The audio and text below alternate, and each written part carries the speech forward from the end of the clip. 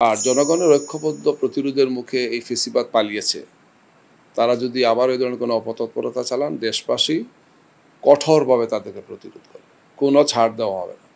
যারা এই হাজার হাজার মানুষকে হত্যা করেছে, আহত করেছে, গুম করেছে, ক্রস ফায়ার ফেলেছে, আয়নাঘর করেছে, দেশের এত বড় ক্ষতি করেছে, অর্থনীতি, দেশের সম্মান মর্যাদাকে, এদের বাংলাদেশের মানুষ তাদেরকে এক মুহূর্তের জন্য সহ্য করবে না। এই ধরনের কোনো অপতৎপরতা, ঘৃণ্য কোনো কর্মসূচি দিলে দেশবাসী সরকারের সাথে কাঁধে কাঁধ মিলিয়ে আমরা ইনশাল্লাহ এটা প্রতিরোধ করব। এই আন্দোলনে আমাদের যুবকদের, তরুণদের এবং বিশেষ করে ছাত্র সমাজের একটা অসাধারণ অবদান, এটা অস্বীকার করার কোনো উপায় নেই। এই পরিবর্তনে তারা মুখ্য ভূমিকা পালন করেছে। যদি আন্দোলনটা আমরা অনেক দিন থেকে করে আসছি, কিন্তু চূড়ান্ত পর্যায়ে ছাত্রদের, তরুণদের, সাধারণ যুবক তরুণ যারা আছেন তাদের একটা বিরাট অবদান আছে। যদিও এই ক্ষেত্রে সাধারণ মানুষদের একটা পর্যায়ে সম্পৃক্ত হয়েছেন দিয়ে। তো এই জন আকাঙ্ক্ষা এবং এই যে পরিবর্তনের নিয়ামক যারা, তাদের প্রতি আমাদের তো সম্মান আছে, ভালোবাসা আছে, স্নেহ আছে। এটা থেকে আমরা মনে করি যে যুবকদের মধ্য থেকে বা ছাত্র সমাজের এই ধরনের প্রতিনিধি যারা আছেন, তাদের প্রতি আমাদের একটা দায়বদ্ধতা আমরা ফিল করি।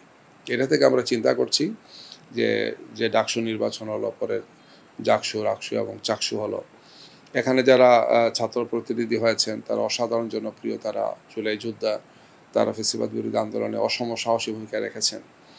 আমরা ভাবছি এদের মধ্য থেকে বা অন্যান্য ছাত্র যারা আছেন বা তরুণ প্রতিনিধিদেরকে আমরা আমাদের নির্বাচনে আমরা অ্যাকোমোডেট করবো। এই ধরনের একটা প্রাথমিক চিন্তা আমাদের মধ্যে আছে। এটা ডিসেম্বর নাগাদ লেগে যেতে পারে। এই কারণেই আমাদের প্রাথমিক তালিকা তো হয়ে গেছে, অন্যান্য দলের সাথে আমাদের আলোচনা হচ্ছে, সহ এই যে আরও কিছু বিশিষ্ট ব্যক্তি আমাদের চিন্তা আছে যারা দেশের এই পার্লামেন্টে গিয়ে ভূমিকা রাখতে পারে আমরা ফিল করছি। হয়তো তাদের কোনো দলীয় আইডেন্টিটি নিয়ে তারা তো যেতে চান না, এমন যারা আছেন, এই সমস্ত আগ্রহী কিছু ভাইদের সাথে আমরা আলোচনা করছি, ব্যক্তিদের সাথে আলোচনা করছি। এইসব আলোচনাগুলো একটা পর্যায়ে আমার মনে হচ্ছে যে ফাইনাল হবে, সেটা হতে হতে ডিসেম্বর হবে। ডিসেম্বরের মধ্যে আমরা প্রার্থী তালিকা চূড়ান্ত করবো। যেহেতু ডিসেম্বরে আবার নির্বাচনের শিডিউল ঘোষণা হবে, এটা তো বাস্তবিক অর্থে ডিসেম্বরই করতে হবে। হয়তো ডিসেম্বরের প্রথম কথা ডিসেম্বরের শেষ দিকে হয়ে যাবে, মানে প্রার্থী নির্বাচন ডিক্লেয়ারের বা তার শিডিউল ঘোষণার সমসাময়িক সময় পাশাপাশি সময়টা হয়ে যাবে।